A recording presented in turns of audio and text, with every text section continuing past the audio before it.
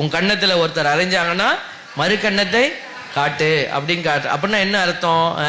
நீ வந்து கோழையாயிரு, அப்படியே நீ பயந்தாங்குழி ஆயிரு, அது இல்லை. அதுலேயும் இன்னும் நல்லா பார்த்தீங்கன்னா தெரியும், உங்களுடைய வலது கன்னத்தில் ஒருவர் அறைந்தால் அவருக்கு இடது கன்னத்தையும் காட்டு அப்படி சொல்லப்பட்டிருக்கு இல்லையா? இப்போ நீங்கள் அறையிறோம், இப்போ நீங்கள் எனக்கு முன்னாடி நின்று அறையிறீங்கன்னு வச்சுக்கோங்களேன், எனக்கு எது வலது கண்ணம்? இந்த கண்ணமா இந்த கண்ணமா? நீங்கள் அப்படி நின்று அடிக்கிறீங்கன்னு வச்சுக்கோங்களேன், உங்கள் கை இப்படி தானே படும்.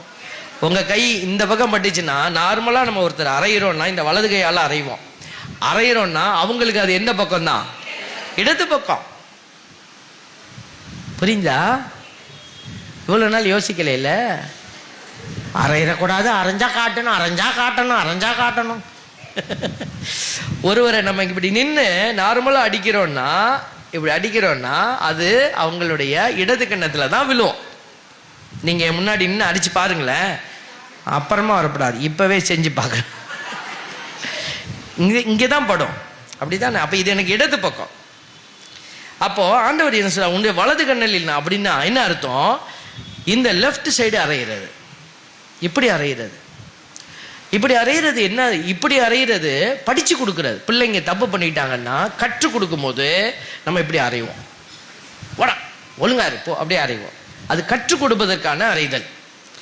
இப்படி இந்த புறங்கையில் அறையிறது அவமானப்படுத்துவதற்கான அறைதல். இப்படி அவங்க புறங்கையில் அடித்தா தான் உங்களுடைய வலது பக்கம் அவங்க அடிப்பாங்க.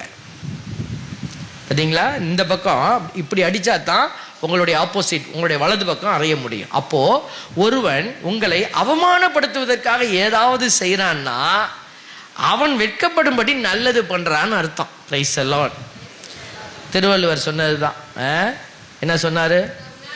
என்ன செய்தாரை ஒருத்தல் அவர்னான நன்னயம் செய்து விடல். அவ்வளோதான்.